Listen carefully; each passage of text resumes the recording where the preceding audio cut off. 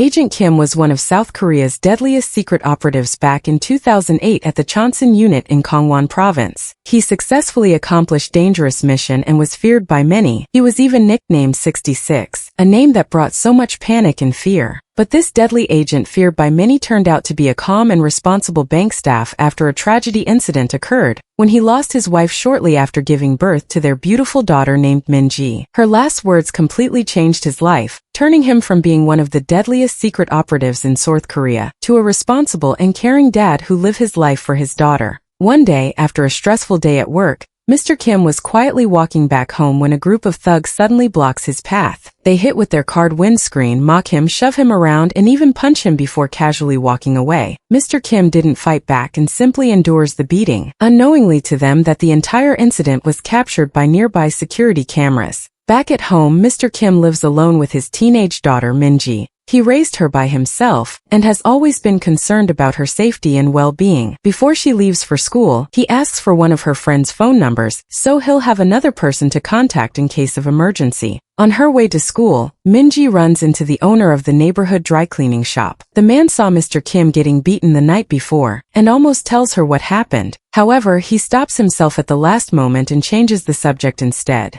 He offers to help her iron her school uniform, but Min-ji politely declines before the school bus arrived. As she gets on the bus, she quietly smiles after spotting a handsome boy from her school. That morning, Mr. Kim heads to work at Sangsing Savings Bank. He refuses unnecessary services to save money. He boarded a bus and eventually arrives at the office. While reviewing financial records, he notices something suspicious in his supervisor's corporate expense reports. It's clear that he doesn't ignore small details. The attack from the previous night continues to bother him. During his break at work, he secretly searches online for simple self-defense tools. He was immediately interrupted by his cheerful coworker Sang-ae. Since Min-ji's birthday was around the corner, she insists on helping him find a perfect birthday present for his daughter. Meanwhile, life at school hasn't been easy for Min-ji. A group of girls constantly bullies her, making rude comments whenever they see her. Later, while visiting the restroom, she catches the same girls smoking in secret. They immediately begin mocking her again, but this time Min-ji finally stands up to them instead of staying quiet as usual. After work that day, Mr. Kim and Sang-ae visited a department store to buy Min-ji's birthday gift. Sang-ae asked him to wait in line to reserve a birthday cake while she looks for a present. She returns with an expensive t-shirt that she believes Min-ji will love. Mr. Kim immediately tries to return it because it was such an expensive gift, but Sang-ae convinces him to keep it, saying Min-ji deserves something special. That evening, Min-ji was doing the laundry when she complains that her dad's clothes always make her smell like an old man. After finishing her chores, she hides in her room and secretly checks the social media profile of the boy she fell in love with. She accidentally presses the like button on one of his posts and immediately panics. Things get even worse when he sends her a message, leaving her flustered. Morning at school, Min-ji discovers that her gym clothes was missing. After searching everywhere, she finds them thrown into the trash by the girls who have been bullying her. Just then, the same boy she likes, Kim Nam-hoon, he lends her his own sweatshirt so she won't get into trouble during PE class. The teacher scolds her for not wearing the proper uniform. As she calls out Nam-hoon's name written on the sweatshirt, one of the bullies, Hairi, quietly notices the connection between the two and jealousy crept in. However, there are also two unusual men. One is a professional taekwondo instructor, while the other is Park Jin-cheol, a former Marine officer who strangely spends his days helping random strangers before returning to a small trailer labeled Korean Marine Veterans Division. Instead of carrying out military duties, he simply sits inside playing military video games. The taekwondo instructor soon arrives at the trailer looking for Jin-cheol. After several knocks on the door without any answer, he kicks the door open and forcefully had his way. The two argue like old friends before deciding to visit Mr. Kim together. That evening, the three men meet for dinner in a restaurant. Jin-cheol is seen with his military uniform. Underneath, he's wearing a t-shirt covered with a picture of his daughter along with the words, "I love my daughter." During dinner, the same thugs who attacked Mr. Kim the night before entered the restaurant. Mr. Kim calmly hands over an envelope filled with money to his two friends before preparing to leave. Then, the thugs began causing trouble inside the restaurant after the owner politely asks them to smoke outside. As they leave, they insult the three men. Jin-cheol refuses to tolerate the disrespect and punches one of them without hesitation. While Mr. Kim quietly walks away, Jin Cheol fights the entire group by himself. The violent fight spills out into the street, destroying the restaurant's entrance door along the way. The police arrive and stop the fight by using tasers on both Jin Cheol. The following morning, Mr. Kim notices a boy's sweatshirt inside his house. Realizing it belongs to someone else, he immediately wonders if Minji has a boyfriend. Embarrassed, Minji quickly grabs the sweatshirt from him and rushes out before he can ask any more questions. At school that day, she returns the sweatshirt to Nam-hoon along with a bottle of strawberry milk to thank him for helping her. The two share a shy conversation, and Nam-hoon even brings up the social media incident from the previous night. Minji blushes with embarrassment. Hairi sees the two talking together and became furious. She walks over, slaps Minji, and cruelly insults her for growing up without a mother. This time, Minji refuses to stay silent and fights back. Soon after, the school contacts Mr. Kim and orders him to come to the school immediately. It's revealed that Hairi's father is Ju Hak-sung, the powerful chairman of Ju Hak Construction. At that very moment, he's relaxing at a luxury spa while discussing a major redevelopment project with Assemblyman Shin. Their conversation reveals that both men plan to help each other gain money and political influence. During their meeting, Assemblyman Shin notices the terrible scars covering Mr. Ju's back. Mr. Ju explains that he once had many gang tattoos but burned them off himself because he didn't want his daughter to see them, making it clear just how dangerous he really is. Not long after, Mr. Ju receives a call from his wife informing him about Hairi's fight at school. At the same time, a gangster with gold teeth arrives hoping to meet him, but Mr. Ju's secretary changes the schedule and tells him to wait for another time. Back at school, Hairi's mother angrily demands severe punishment for Minji.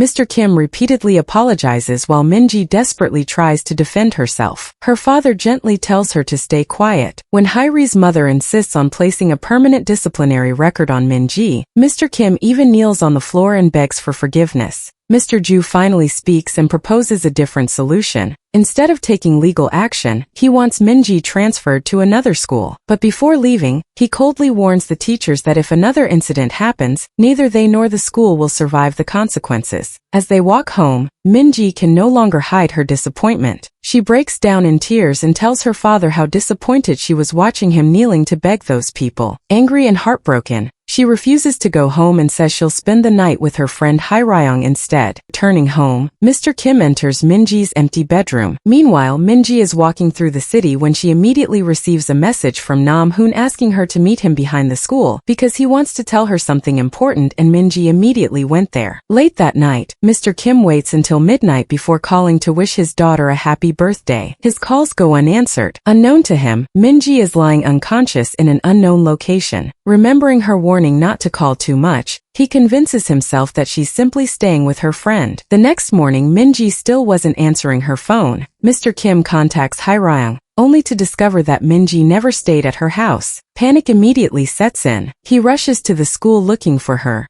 but nobody has seen her. While searching the area, Mr. Kim notices drop of blood leading toward a nearby construction site. Following the trail, he discovers a large pool of blood on the ground. Nearby, he also finds Hairi's hair tie, making the situation even more suspicious. As heavy rain begins to fall, Hairi suddenly arrives with one of the local thugs. Mr. Kim immediately confronts them and demands to know what happened. The thug swings at him, expecting another helpless victim. Instead, Mr. Kim effortlessly dodges every attack without even flinching. When the thug tears open his shirt, countless scars covering Mr. Kim's body are revealed. A brief flashback finally uncovers his true identity. Long before becoming an ordinary bank employee, Mr. Kim was known as Codename 66, a North Korean defector recruited by South Korean intelligence. To the present, Mr. Kim's expression completely changes. The quiet, gentle father disappears, replaced by the ruthless agent he once was. He brutally beats the thug without showing a trace of mercy, determined to find whoever took his daughter. This whole situation made Mr. Kim finally return to his old self. Back to the year 2008 at the Chonsan unit in Gangwon province, Agent Kim was still one of South Korea's deadliest secret operatives.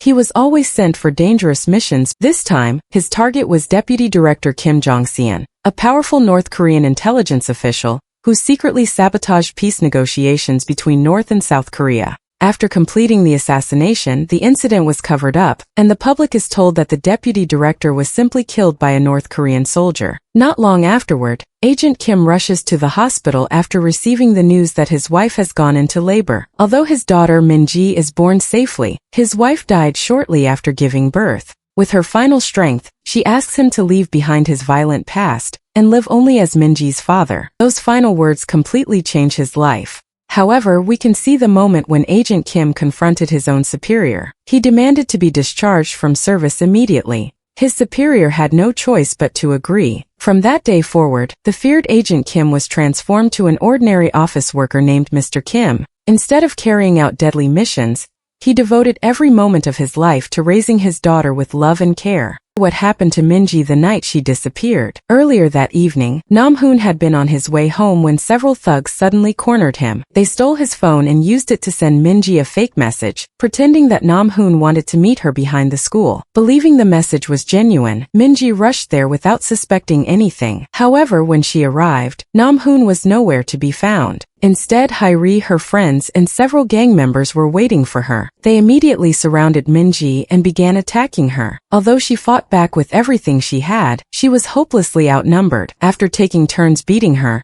Hairi eventually knocked Min-ji unconscious with a stone. At the same time, Mr. Kim was happily decorating his house in preparation for Min-ji's birthday, completely unaware of the nightmare unfolding elsewhere. While he prepared a small celebration, one of the gang members confiscated everyone's phones and warned them never to talk about what had happened. Realizing the situation had become serious, the thug contacted his boss, Oh Min-cheol, the leader of the Golden Teeth Gang, asking for help to get rid of Min-ji. At that moment, another dangerous man happened to overhear the conversation. He immediately offered to handle everything himself. After placing Min-ji inside the trunk of his car, he secretly recorded Hairi offering him money to make the problem disappear. During the drive, he calmly explained how he planned to dispose of the body before dropping Hairi back home. Before leaving, he warned her never to tell her father what had happened. When Mr. Kim questioned the thug at the construction site, the man simply pretended he knew nothing about Min-ji's disappearance. Mr. Kim returned home alone. In his grief, he briefly imagined that Min-ji was sitting beside him as if nothing had happened. The painful illusion quickly faded away, leaving him completely devastated. His co-worker Sang-ae tried calling him several times, but he ignored every call. By this time, Mr. Kim had made up his mind. He was no longer searching like an ordinary father. He was preparing to hunt down Oh Min-cheol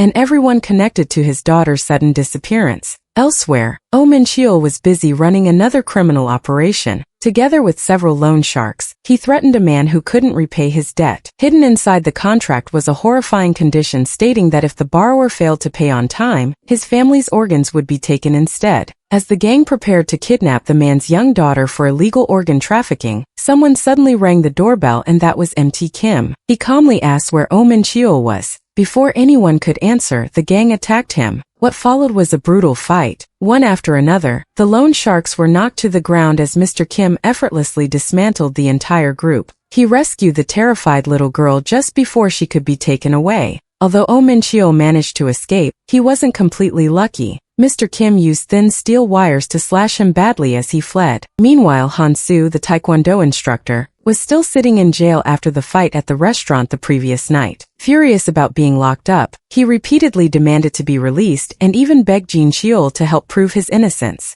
At the same time, the owner of the neighborhood dry cleaning shop discovered videos of the restaurant fight spreading rapidly across social media platforms, turning the incident into a viral sensation. In North Korea, the video reached the General Bureau of Intelligence's Media Surveillance Department. Analysts immediately recognized Mr. Kim from the footage and identified him as Agent 66, one of the highest-level threats they had ever encountered. Although some officials suggested capturing him immediately, others believed it would be wiser to wait until the upcoming inter-Korean peace talks were over. The Director General strongly opposed waiting. He believed only one man had ever been capable of matching Agent 66 in combat. That man was Park Yong-gwang, who had once wiped out an entire platoon by himself before dying. Fortunately for them, his younger brother was still alive, serving in the military, and possessed skills nearly identical to his late brother. Back in South Korea, an intelligence officer reported Mr. Kim's recent activities. including his connection to Park Jin-cheol and the violent restaurant fight. She also warned that North Korea had already started moving in response to Agent Kim's reappearance. Listening carefully to the report was the director of the agency, Kang Guk-cheol, whose codename was Mole Cricket. Meanwhile, Mr. Kim finally caught Oh Min-cheol and forced him to answer questions. Using painful interrogation methods, he learned that lower-ranking gang members communicated through temporary Telegram group chats. Once each assignment was complete, the chat rooms and every message inside them were immediately deleted to erase all evidence. Min-cheol arrogantly laughed and claimed that since everyone involved was underage, the police could barely punish them. Without saying a word, Mr. Kim calmly pointed a gun at his head. Terrified, Min-cheol immediately admitted that he himself was actually over 20 years old, unlike the younger gang members. Then his phone received another message ordering him to make sure nobody in his group talked to the police. Mr. Kim quickly called the number, but nobody answered. Moments later, another gang member, known as Golden Teeth, ordered everyone to delete the group chat and throw away their phones before the police could trace them. Then Mr. Kim read the final message, which reveals that the girl's body had already been taken care of. Believing his daughter has been murdered, Mr. Kim completely lost control. He prepared to execute Oh Min-cheol on the spot, but before he could pull the trigger, police officers suddenly surrounded the area and arrested him. Elsewhere, Hairi struggled to hide her fear over everything that had happened. Her father visited her and calmly asked about what wrong with her. Instead of scolding her, he encouraged her to stop worrying about Min-ji. He told his daughter that people should fear her whenever they saw her and should never mistake her for someone weak. His words revealed exactly where Hairi had inherited her cruel personality from. Later, members of the Golden Teeth gang questioned their leader about why he hadn't accepted any money from Hairi. Golden Teeth explained that acting carelessly against Mr. Ju's family would be suicidal. This leads into a flashback revealing Mr. Ju's violent past. Years earlier, he had been a ruthless gangster who expanded his power by taking over construction companies through force. Even someone like Golden Teeth admitted he owed his life to Mr. Ju and would never dare betray him. As Mr. Kim was being transported to the police station, another threat quietly entered South Korea by sea. The man was the younger brother of the legendary operative Park Yong-gwang. He had inherited the codename 66 and had been sent on one mission alone, to eliminate the original 66 who is Agent Kim. Arriving safely, he met his handler, who provided him with a car, a handgun, and Mr. Kim's current location at the police station. Before leaving, the new Agent 66 also requested additional funding to support North Korean operatives working inside South Korea. Around the same time, Han-soo was finally released from jail. He briefly noticed the mysterious newcomer but dismissed his suspicions and continued on his way. Disguised as a police officer, the new Agent 66 entered the station and approached Jin-cheol, who was busy asking for food while in jail. He casually questioned him about Mr. Kim, but Jin-cheol refused to give a direct answer. The fake officer then pulled out a gun and threatened to shoot him. Left with no choice, Jin-cheol finally revealed Mr. Kim's home address. The moment the fake officer walked away, Jin-cheol immediately grabbed his cellmate, created a disturbance inside the station, and immediately escaped. Meanwhile, Golden Teeth listened to the recording he had secretly made of Hairi. Nearby, his gang members violently forced residents to leave their homes so the land could be taken over. After arranging for the recording to be edited, Golden Teeth opened the trunk of his car and angrily scolded one of his men for failing to properly hide Min-ji's body. But then the truth was revealed. Min-ji wasn't dead. She was still alive. Back at the police station, Mr. Kim remained completely silent throughout his interrogation. Officers attempted to verify his identity by scanning his fingerprints, but every attempt to access his records was mysteriously denied, raising even more questions about who he really was. As the interrogation continued, Mr. Kim's phone suddenly began to ring. The caller's name on the screen was Min-ji. He immediately answered the call, hoping that his daughter was somehow still alive. With a flashback set 5 months before Min-ji's disappearance. At school, one of her friends asks to borrow her phone because her own phone has been confiscated. The moment seems ordinary, but it quietly shows how important Min-ji's phone will become later. That evening, Min-ji prepares dinner for her father, and even offers to help him with a few things around the house. Mr. Kim immediately realizes she's acting unusually nice because she wants something. Sure enough, Min-ji asks him to buy her a new phone. Since money is always tight, Mr. Kim gently refuses. Disappointed, Min-ji storms off and eats alone in her room. However, later that night, she discovers a surprise waiting on her desk. Mr. Kim secretly bought her the new phone anyway, along with a small heart-shaped keychain. Although he rarely expresses his feelings with words, his actions show just how much he loves his daughter. The story then returns to the present at the police station. Mr. Kim answers the mysterious phone call from Min-ji's number, hoping to hear her voice. Instead, complete silence greets him. A few seconds later, the phone is switched off. The tiny bit of hope he had disappears once again, and he leaves the station without any new answers. At the same time, South Korea's Special Missions Directorate continues monitoring Mr. Kim. Tracking him proves surprisingly difficult because he still uses an old-fashioned phone that offers almost no digital information, which making the tracking almost impossible. The agency also notices that someone at Hwasun police station recently tried to access Agent Kim's classified records. They quietly begin investigating everyone connected to him. Hairi locks herself inside her room, refusing to come out after everything that happened to Min-ji. Her father begins worrying about her strange behavior and orders his secretary to investigate. Before long, the secretary discovers someone named Sung Min-ho, who may know more about the incident. Elsewhere, another dangerous visitor quietly enters Mr. Kim's house. It is the new Agent 66. To his surprise, he finds Min-ji inside the house together with Park Jin-cheol. Without wasting a second, the two engage in a fierce fight that tears through the entire house. After realizing he can't finish the job quickly, Agent 66 escapes. Jin-cheol immediately chases after him. Unbeknownst to both of them, the owner of the laundromat has been secretly hiding behind a curtain. After witnessing the battle, he quickly reports everything to the intelligence agency. Using the information they gathered, the agency finally locates Mr. Kim. He is currently visiting Hansu's Taekwondo gym. It turns out Hansu is much more than an ordinary instructor. He was once an Olympic athlete before being recruited by the South Korean government to infiltrate North Korea, alongside Mr. Kim and Park Jin-cheol years ago. Mr. Kim asks Hansu for access to an old underground bunker they once used during secret missions. Before they can leave, however, the director of the intelligence agency suddenly arrives at the gym while holding one of Hansu's students hostage. As soon as the child is released, the two sides immediately begin fighting. Knowing they can't stay there, Mr. Kim and Hansu battle their way past several government agents before escaping in a car. They drive straight to the hidden bunker, where they activate old surveillance equipment to trace Min-ji's phone signal. Working, Jin-cheol gathers a group of retired Marines and calls Mr. Kim to report that an unknown intruder attacked his house earlier. Soon after, the tracking system finally locks onto Min-ji's phone somewhere in Gyeonggi province. Without wasting another second, Mr. Kim and Hansu race toward the location. Meanwhile, Mr. Ju's secretary pays a visit to Sung Min-ho. After questioning him about Mr. Kim, he handed over a large amount of money to him. Once Min-ho has revealed everything he knows, the secretary quietly kills him under Mr. Ju's orders, eliminating another loose end. Around the same time,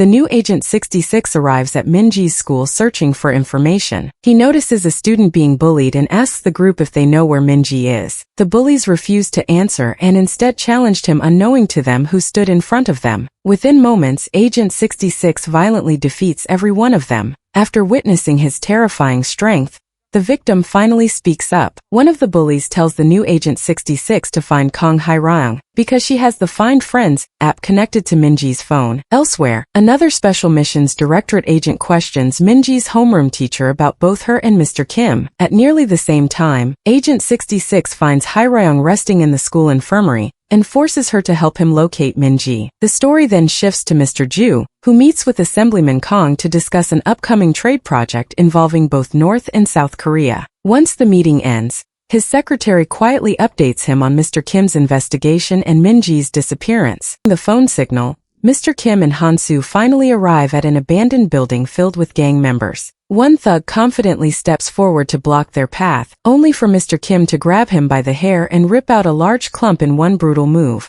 The remaining thugs immediately attack. While Hansu stays behind to fight them all, Mr. Kim heads upstairs in search of the person in charge. As he climbs through the building, he discovers an illegal scam operation where criminals pretend to be women online to trick lonely men into sending them money. While searching the rooms, Mr. Kim suddenly notices something that freezes him in place. Inside the boss's shirt pocket is Min-ji's heart-shaped keychain. Realizing he's finally getting closer to the truth, Mr. Kim attacks everyone standing in his way. At the same time, Hansu defeats every thug downstairs and catches up with him. The gang leader only laughs. He deliberately tries to break Mr. Kim emotionally by claiming he spent the previous night with Min-ji. Hearing those words almost causes Mr. Kim to lose control. He unleashes his full fury and brutally beats the man until he was barely conscious. Only then does the criminal admit he was lying. He never met Minji at all. Instead, he explains that he bought the phone from a homeless man near Wasan Station. The mysterious call Mr. Kim received earlier had simply been an accidental phone call made by that homeless man. The criminal also reveals something even more painful. After looking through Minji's messages with Hai Ryong, he believes Hai Ryong wasn't truly her friend and had only been using her. Hearing this, Mr. Kim realizes something he had never noticed before. His daughter had been carrying her loneliness by herself, and despite loving her more than anything, he had failed to see how isolated she really felt. As Mr. Kim and Hansu prepare to leave and continue searching, a cold voice suddenly stops them. Standing behind them is the new Agent 66. His gun is aimed directly at Mr. Kim. The Agent 66 has Mr. Kim at gunpoint, but before he can pull the trigger, Hansu jumps into the fight. Just when things seem hopeless, the owner of the neighborhood laundromat suddenly joins the fight. He had spotted Agent 66 earlier in the parking lot and followed him, arriving just in time to help. The laundromat owner urges Mr. Kim to surrender to the authorities before things get even worse. However, Mr. Kim refuses. He tells him that nothing matters until he finds Minji. Once his daughter is safe, he'll accept whatever punishment awaits him. While Mr. Kim and Hansu escape, Agent 66 notices an opportunity to attack the intelligence agents pursuing them. He immediately turns his attention toward them. The group retreats to their hidden bunker. Mr. Kim quietly treats the gunshot wound he received during the fight while Park Jin-cheol finally catches up with them. As always, Jin-cheol fills the room with loud jokes and chaotic energy despite the serious situation. The three decided to find the homeless man connected to Minji's phone. Unknowingly to them that agents from the Special Missions Directorate continue tracking their every move. When they finally locate the homeless man, he explains exactly how he got the phone. He says that a member of the Golden Teeth gang with his hair tied into a bun threw Minji's phone into a trash bin before driving away with a white BMW. The homeless man simply picked it up from a nearby trash can. Back inside the bunker, Mr. Kim and the others continue investigating. After tracing the information they gathered, they finally identify the gang member from the white BMW. His name is Kim Sang-man. While members of the Golden Teeth gang are taking a short break. As they discuss how they should report everything to Mr. Ju, one of the henchmen casually offers their boss a large piece of potato. Instead of accepting it, Golden Teeth suddenly becomes furious and violently attacks the man. His unexpected reaction suggests that potatoes remind him of something deeply traumatic that happened to him back in 2009. At that time, Golden Teeth was nothing more than an ordinary gang member working under another crime boss. During a violent redevelopment protest, his gang attacked innocent civilians who were resisting eviction. To force approval for the redevelopment project, Golden Teeth's own boss threw him off the roof of a building, planning to use his death to manipulate public opinion. Luckily, he survived it. After regaining consciousness, he hunted down the man responsible and killed him, taking control of the gang for himself. Before dying, his former boss revealed one final truth. He hadn't acted on his own. The order to throw Golden Teeth off the roof came directly from Mr. Ju. Determined to get revenge, Golden Teeth eventually confronted Mr. Ju. Their gang members immediately clashed, but before long, the fight came down to the two leaders themselves. Mr. Ju completely overwhelmed him. Without showing the slightest mercy, Mr. Ju slashed Golden Teeth's jaw open with a knife before forcing scorching hot potatoes into his mouth. Screaming in agony, Golden Teeth begged for his life. The injuries destroyed his teeth so badly that he later replaced them with golden ones, explaining the origin of his terrifying nickname, Golden Teeth. Back in the present, Golden Teeth's men transport what they believe is Minji's dead body to a cold storage warehouse at Myongpo Port. While moving the sack, they were interrupted by the warehouse supervisor, forcing them to quickly make excuses. Where Mr. Kim and his friends are suddenly ambushed. Mole Cricket remotely detonates their vehicle, blowing it apart before they can react. Even as the explosion erupts around them, Mr. Kim notices that the tracking process has finally finished. Inside the cold storage warehouse, Minji slowly wakes up. She was never dead. Barely conscious, she struggles out of the sack and realizes she's trapped inside the freezing storage facility. Outside, Mole Cricket calls out to the trio, forcing them into another confrontation. Hansu immediately charges toward him, mocking him while launching another fierce attack. As the two fight, Mr. Kim quietly steals Mole Cricket's vehicle and drives away to continue searching for Minji. Realizing he's losing, Mole Cricket suddenly dives into the water to escape, and Han-soo jumps in after him without hesitation. Meanwhile, Park Jin-cheol steps out to face the remaining Special Missions Directorate agents by himself, holding them back so Mr. Kim can continue the rescue mission. Inside the freezing warehouse, Minji desperately searches for a way to escape before the cold freezes her to death. At nearly the same time, Golden Teeth arrives intending to take a photograph of her body as proof for Mr. Ju. Before entering, he contacts Mr. Ju's secretary, Mr. Nam, hoping to negotiate a deal for more money. Soon afterward, Mr. Kim reaches Myeongpo Port and immediately recognizes the white BMW parked nearby. Knowing he's finally in the right place, he searches the area until he encounters several of Golden Teeth's men. When they refuse to answer his questions about Minji, Mr. Kim attacks without hesitation, quickly defeating every thug standing in his way. Meanwhile, inside the freezing warehouse, Minji grows weaker with every passing minute as she struggles to stay awake and find a way out. Same time, Golden Teeth contacts Mr. Ju with a bold demand. Instead of quietly accepting payment, he demands 2 billion won and orders Mr. Ju to meet him at a specific location if he ever wants the problem to disappear. As Minji desperately searches for an escape from the cold room, Golden Teeth discovers that Minji is still alive inside the cold storage warehouse. Instead of killing her immediately, he calls his men and orders them to gather at the office while he figures out what to do next. Elsewhere, Mr. Kim storms into the gang's office and quickly beats everyone inside. One after another, the thugs are beaten until none of them can continue fighting. Unable to endure any more pain, Kim Sang-man finally confesses everything they know about Minji's disappearance. Listens to the horrifying truth. Mr. Kim's expression grows colder than ever. He warns them that if Minji has truly died because of them, he will hunt down every single person involved and make them pay. Around the same time, Park Jin-cheol manages to escape from the Special Missions Directorate agents who have been chasing him, leaving them completely behind. Following another lead, Mr. Kim tracks down one of the fleeing gang members. After a high-speed pursuit, he crashes the man's vehicle and captures him. Not long afterward, Golden Teeth receives news that his office has already been destroyed by Mr. Kim. Meanwhile, Han-soo pulls Mole Cricket's unconscious body out of the river after their earlier fight. Jin-cheol soon arrives, and the two decide to split up after gathering weapons. Inside the warehouse, Golden Teeth attempts to strike a deal with Minji. He tells her that if she pretends none of this ever happened, they'll let her go. Despite everything she's been through, Minji refuses to cooperate. As Mr. Kim races toward the cold storage warehouse, several more gang members surround him and try to stop him, but he defeated them. As he gets close to the warehouse, but just before he can reach it, another vehicle slams directly into his car, and it was the new Agent 66. Without hesitation,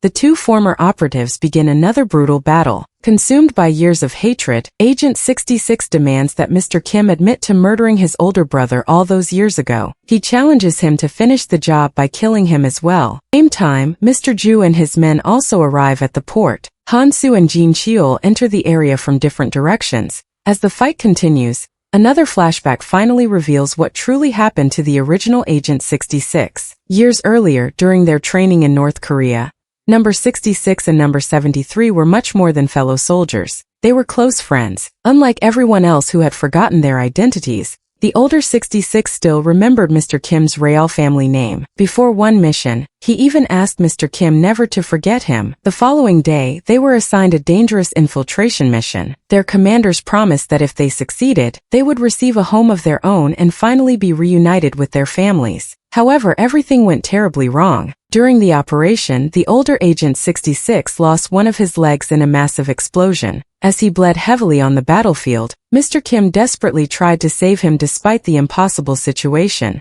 Realizing there was no hope, Mr. Kim pointed his gun at himself, choosing death over abandoning his friend. The older 66 stopped him. With his final breath, he begged Mr. Kim to survive no matter what happened. After that, he died. After his death, the South Korean intelligence captured the injured Mr. Kim, bringing his life as a North Korean operative to an end. Coming back to the present, Minji is seen becoming weaker inside the freezing warehouse. As she struggles to stay alive, she remembers happier moments she shared with her father, and this energizes herself to keep moving.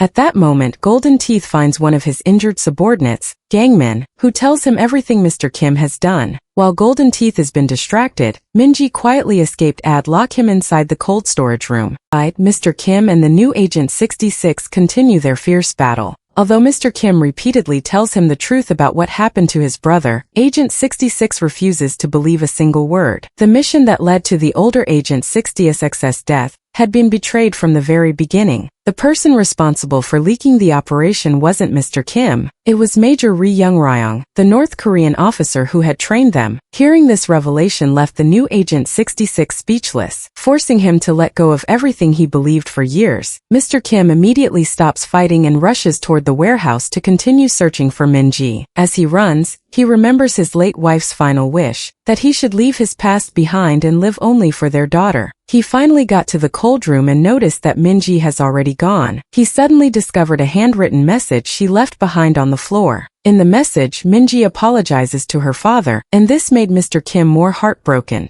He got up and resumed the search. Nearby, Mr. Ju's men spread out across the area looking for Minji. She hides inside one of the port buildings, exhausted and barely able to stay conscious. Soon afterward, she hears someone calling her name. It is Mr. Kim here, Dad. However, after everything she has endured, she believes she's simply hallucinating her father's voice and refused to respond. Instead, she climbs over the fence surrounding the port and escapes into the street. Mr. Kim sighted her and immediately chased after her. At the same time, Mr. Ju orders every one of his men to search the surrounding area. Mole Cricket regains consciousness after he was rescued from drowning. To his frustration, he discovers that while he was unconscious, Jin Cheol stole his wallet and emptied all of his bank cards. Han-soo uses the money to buy an old motorcycle, while Jin Cheol continues driving one of the Special Missions Directorate's vehicles. Elsewhere, Gangmin revives Golden Teeth after finding him trapped inside the freezing warehouse. Before they can escape, Mr. Ju's men capture Golden Teeth and begin torturing him. They reveal that Mr. Ju plans to frame him for Minji's murder before eliminating him. Desperate to save himself, Golden Teeth immediately tells them the truth that Minji is still alive, but she has escaped. Realizing the situation has completely changed, Mr. Ju's men abandon the interrogation and rush out to find her, leaving only one man behind to kill Golden Teeth. Luckily, Golden Teeth survived once again. Meanwhile, Mr. Kim reaches National Highway 87, where Minji had passed only a short time earlier. Spotting a nearby CCTV camera, he contacts the laundromat owner and asks him to track Minji's location using every resource available. At the same time, members of the Special Missions Directorate question Mole Cricket's obsession with capturing Mr. Kim. After hearing everything, Mole Cricket decides that finding Minji first will be the fastest way to control Mr. Kim. The entire agency immediately begins searching for her, but in a quest to escape from the port, she unknowingly gets into Mr. Ju's car, believing she has finally found someone who can help her. At the same time, Mole Cricket orders every available Special Missions Directorate agent to search for her. One of the agents secretly contacts Mr. Kim and reveals Minji's latest location. Without wasting any time, Mr. Kim and Han-soo immediately head toward Musu Mountain, where she is being taken to. By the time Minji arrives, it was already morning. She tries calling her father, but her attempt is stopped before the call can go through. Instead, she's taken inside the estate, where she's allowed to clean herself up and change into fresh clothes. Soon afterward, Mr. Ju meets Minji face to face. Terrified, she politely asks if she can speak to her father. Mr. Ju coldly refuses. He sees through her attempts to remain calm and makes it clear that she is now his hostage. He begins explaining how he plans to twist the entire story to protect himself and his daughter. Before he can continue, however, dozens of Special Missions Directorate agents suddenly surround the estate. Realizing the situation has changed, Mr. Ju orders his men to hide Minji inside the basement. He then contacts the Vice Minister of National Security to complain about the raid, hoping to use his political influence to stop the operation.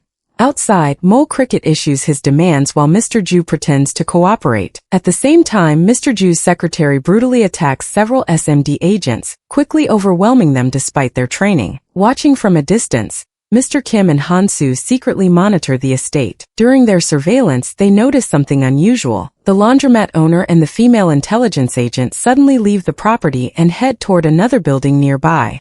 Realizing they may have discovered Minji's location, Mr. Kim and Han-soo decide to split up. Just then, Mole Cricket receives an urgent phone call from the vice minister and is forced to leave the estate immediately. While everyone is distracted, the laundromat owner secretly fights his way through Mr. Ju's guards and successfully retrieves Minji. Mole Cricket intercepts them and takes Minji into his custody instead. No matter how many questions she asks, he refuses to explain anything. To keep her under control, one of the agents injects her with a sedative, causing her to lose consciousness. Meanwhile, Mr. Kim attacks the remaining SMD agents watching the estate. After defeating them, he learns that Minji has already been transported to the headquarters of the Special Missions Directorate. Using a radio, Mr. Kim desperately tries to contact his daughter. Instead of Minji answering, Mole Cricket responds. He calmly challenges Mr. Kim, making it clear that he intends to use Minji as bait. At the same time, Park Jin-cheol returns to his trailer, only to find his wife waiting for him. Despite his fearless personality, Jin-cheol becomes visibly nervous around her. He quickly explains everything that has happened. After listening quietly, his wife simply tells him to be careful. She admits she's more worried about the people who stand in Mr. Kim's way than she is about him. Immediately she left, Jin-cheol gathers all the hidden weapons inside the trailer. Treating every firearm like an old friend, he cheerfully calls them his kids before preparing for battle. Meanwhile, at Special Missions Directorate headquarters, Mole Cricket ordered his agents to move Minji into an interrogation room. At the same time, he activates the facility's emergency security protocol, placing the entire headquarters on high alert. Unknown to everyone, Hansu has secretly hidden underneath one of the transport vehicles. As Minji is brought inside, he quietly slips out from beneath the car and sneaks into the heavily guarded building. At headquarters, armed agents begin taking up defensive positions, fully expecting Mr. Kim to launch an assault. Hansu carefully makes his way toward the interrogation room, only to discover that every hallway is packed with guards. Thinking quickly, he traps a janitor inside a storage area and quietly borrows supplies from her cleaning cart. He then sneaks into the mechanical room and sabotages the building's electrical system, preparing for the perfect moment to strike. Meanwhile, Minji is questioned by Mole Cricket. For the first time, he tells her the truth about her father's past as the legendary Agent 66. He also demands that she explain exactly what happened on the night she disappeared. Minji honestly describes everything that happened to her, from the fake text message to the attack by Hyri and the gang members. Even after hearing her story,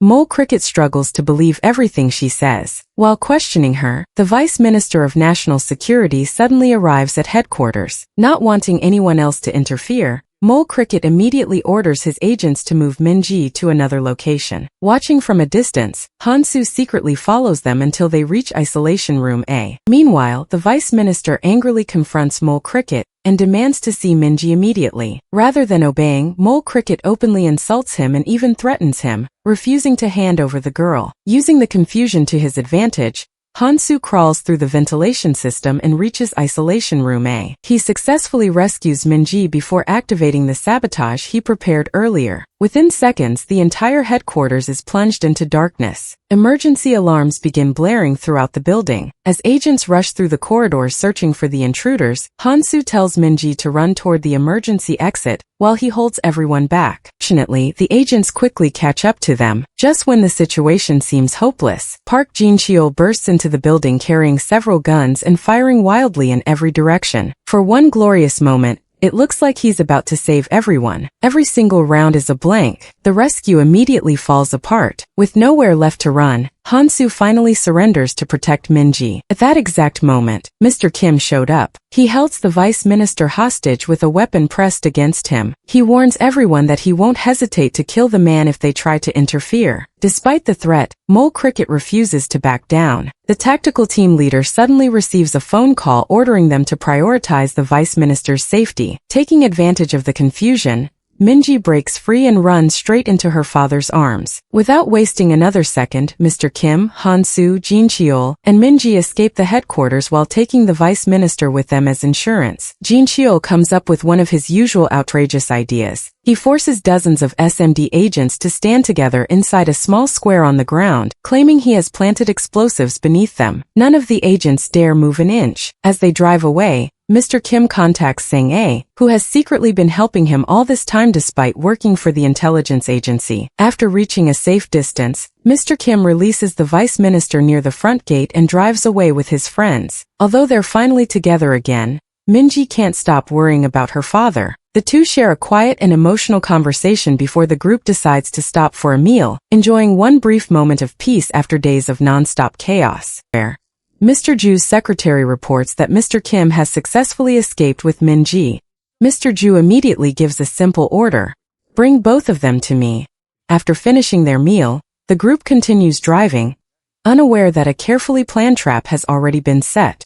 Without warning, several massive trucks surround their vehicle from every direction, blocking every possible escape route.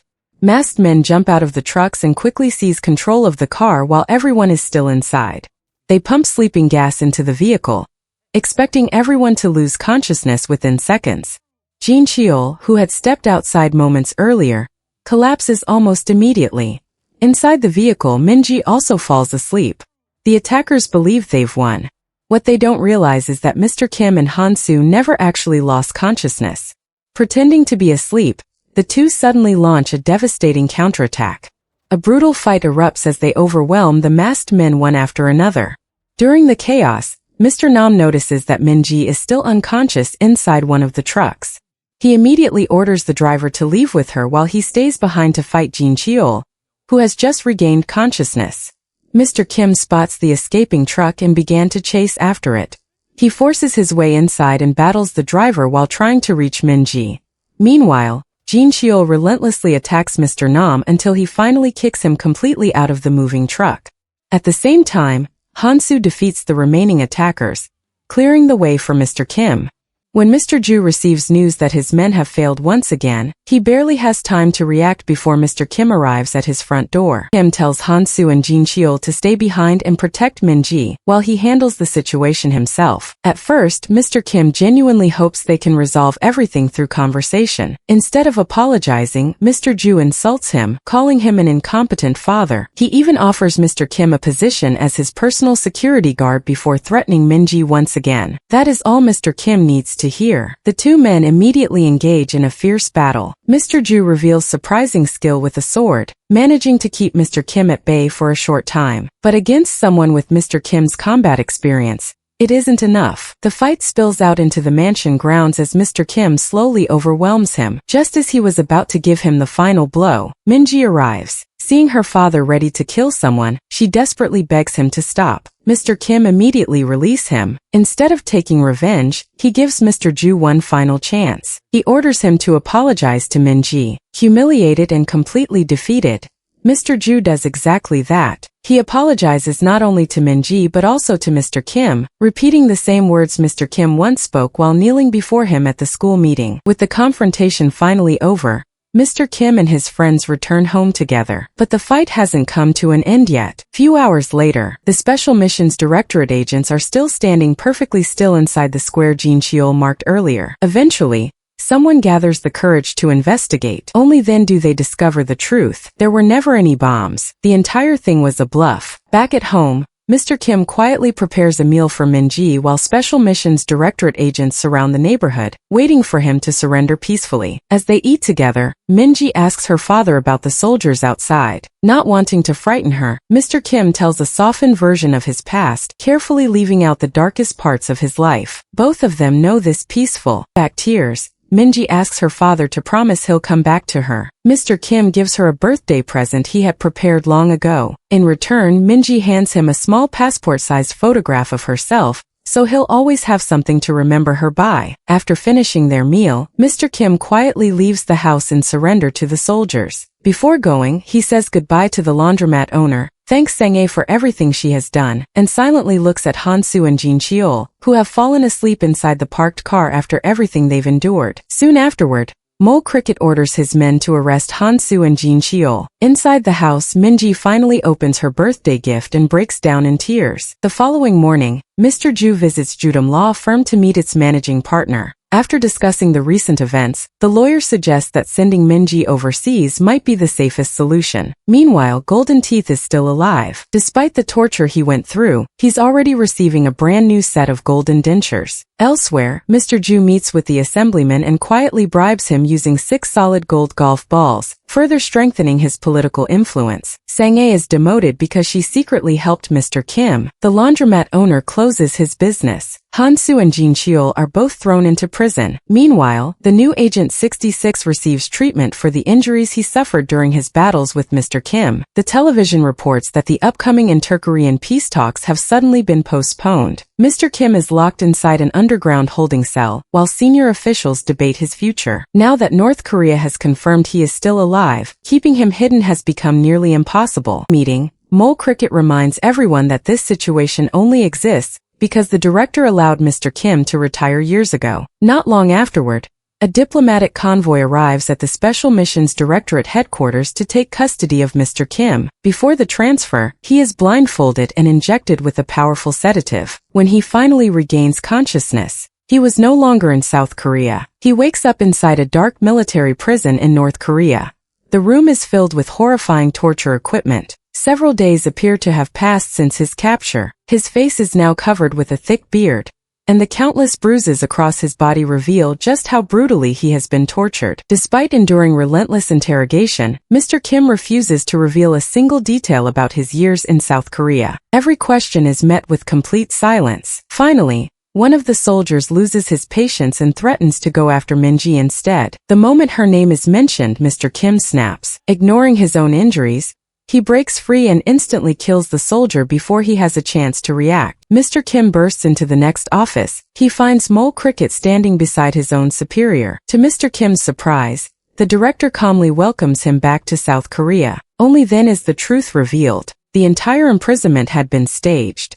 Everything, from the fake transfer to North Korea to the torture chamber, was an elaborate loyalty test created by South Korean intelligence. They wanted absolute proof that Mr. Kim would never betray his country, no matter what he endured. Having passed the test, Mr. Kim is given one final assignment. Successfully completes the mission, both he and Minji will finally receive new identities and disappear forever. On top of that, he demands 2 additional conditions before accepting. Han-soo and Park Jin-cheol must be released from prison, and Minji's safety must be guaranteed. His superiors agree. His new mission is to protect a high-ranking North Korean official, making the operation even more dangerous. Meanwhile, Han-soo and Jin-cheol are quietly removed from prison. They're tranquilized, transported across the country, and dumped unconscious in the middle of a remote area. Han-soo wakes up first. After freeing himself, he walks until he reaches a small convenience store. There, he learns that he has been abandoned in Haenam, the southernmost part of South Korea. Not long afterward, Jin Cheol also regains consciousness and begins making his way back. Mr. Ju is still consumed by the humiliation he suffered by Mr. Kim's hands. The following day, he meets with the assemblyman to discuss how both of them will profit once the inter-Korean peace talks are completed. Back home, Jin Cheol finally reunites with his family. His daughter doesn't even realize he had been gone. Even his wife immediately runs away after complaining about how terrible he smells. While far out in international waters west of South Korea, a boat quietly approaches the coastline. On board is the North Korean official who has chosen to defect. After transferring to a smaller vessel, he is secretly brought ashore. Waiting for him is Mr. Kim. The moment they meet, Mr. Kim is completely stunned. The defector is his former commanding officer from North Korea. The former director general explains that he fled after being exposed as the person responsible for leaking intelligence during the mission 2 years earlier, the same mission that resulted in the death of the original Agent 66. Mr. Kim quietly escorts him to a hidden safe house. Waiting there are Sang-ae and the neighborhood laundromat owner, both assigned to help protect the defector. Meanwhile, Minji is brought to Special Missions Directorate headquarters. Still worried about her father, she asks Mole Cricket where Mr. Kim is. Mole Cricket coldly tells her she'll only see her father again if he successfully completes his mission. Back at the safe house, everyone begins strengthening their security. During a medical examination, they discover a stitched wound on the Director General's body. Hidden beneath the skin is a secret information disk containing valuable intelligence. Elsewhere, Mr. Ju proudly shows his luxury resort to members of the visiting North Korean delegation alongside the Vice Minister. Afterward, Mr. Ju privately speaks with the Vice Minister about the humiliation Mr. Kim caused both of them days earlier. The two quietly agree to work together to eliminate him, while Han-soo and Jin Cheol finally reunite over a few beers. Life has clearly become difficult for both men. Han-soo explains that most of his students quit after the recent incident involving the Special Missions Directorate, leaving his taekwondo school nearly empty. Jin Cheol complains that the intelligence agency confiscated his entire weapons collection. Their conversation is interrupted when Han-soo receives a call from his son's school. His son, Tae-hun, has gotten into another fight after beating several classmates. Rather than scolding him, Han-soo decides to teach the boy a lesson himself by challenging him to spar. At nearly the same time, Jin Cheol tries calling his daughter, but she ignores him and lets the call go straight to voicemail. Back at the safe house, one of the surveillance cameras suddenly stops working. The laundromat owner heads outside to inspect it. The delegate receives urgent intelligence. Major Ri Young-ryong has been spotted inside South Korea. Mr. Ju secretly approaches the North Korean delegate, offering valuable information about Ri Young-ryong's whereabouts. Mr. Ju requests something in return. He wants permission to eliminate Mr. Kim once the safe house is attacked. The delegate agrees. Almost immediately, the safe house enters emergency lockdown. Special agents quickly evacuate the Director General through a forest trail, while enemy operatives close in from every direction. Korean agents pursue them without hesitation. Only later do they realize it was a decoy. The Director General never left with that group. Instead, Mr. Kim secretly remained behind with him inside the safe house. The two quietly escape using a completely different vehicle. As they drive away, Mr. Kim reaches an unsettling conclusion. Someone inside the Special Missions Directorate is leaking information. He immediately warns Sang-ae that there's likely a spy within the organization. At the same time, the Special Missions Directorate also launches its own operation. Knowing he can't trust anyone anymore, Mr. Kim takes the Director General to the one place no one would expect, Park Jin Cheol's old trailer. When Han-soo and Jin Cheol see Mr. Kim standing before them, both are shocked to discover he's alive after believing he had disappeared. Within moments, Mole Cricket and heavily armed Special Missions Directorate agents surround the trailer. Facing Mr. Kim one last time, Mole Cricket delivers a devastating announcement. According to headquarters, Mr. Kim has failed his mission. As a result, both he and the North Korean Director General will be handed back to North Korea. Mole Cricket's superior is determined to obtain the classified ballistic missile information hidden inside Ri Young-ryong's memory. Meanwhile, Han-soo and Jin Cheol argue about whether they should chase after Mr. Kim or stay out of the operation. While talking, they discover that Mr. Kim deliberately left his own phone behind and secretly took Han-soo's phone instead, giving them a hidden way to stay in contact. As the convoy drives away, the vehicles split at a fork in the road. Ri Young-ryong is taken in one direction. Mr. Kim is taken in another. Instead of being delivered directly to North Korea, Mr. Kim is unexpectedly handed over to Mr. Ju. Elsewhere, Ri Young-ryong's convoy reaches the North Korean agents, who immediately shoot him after taking custody of him. Although badly wounded, he survives long enough to become their prisoner. Mr. Ju prepares to transport Mr. Kim to another location. Mr. Kim suddenly fights back, quickly overpowering the men guarding him. Han-soo and Jin Cheol arrive to help, defeating Mr. Ju's remaining bodyguards and freeing Mr. Kim. Rather than taking revenge, Mr. Kim immediately asks Mr. Ju one question. Where did they take Ri Young-ryong? Knowing he has no other choice, Mr. Ju offers a deal. If Mr. Kim lets him live, he'll personally take him to Ri Young-ryong. Elsewhere, Min-ji remains inside the Special Missions Directorate's safe room. With no information about her father, Ri Young-ryong is brought before the North Korean leadership and subjected to another brutal interrogation. They demand to know exactly how much information South Korea has obtained about North Korea's missile program. Nearby, Sang-ae and the neighborhood laundromat owner quietly monitor the North Korean delegation from outside the hotel where Ri Young-ryong is being held. After confirming his location, they immediately report everything to Mr. Kim. Han-soo asks Mr. Ju if there's a hidden way to enter the heavily guarded hotel. Mr. Ju reveals the existence of a secret tunnel leading directly to the chairman's office. Better yet, he explains that the tunnel isn't covered by any security cameras. To help even further, Mr. Ju hands over his personal access card. The North Korean delegation has already disabled the hotel's CCTV system and replaced it with their own independent surveillance network. Mr. Kim and his team quickly put together a rescue plan. Mr. Kim will personally retrieve Ri Young-ryong. Han-soo, Jin-cheol, and Sang-ae will create a diversion inside the hotel. Once Ri Young-ryong is rescued, they'll hide him inside a laundry truck leaving the building.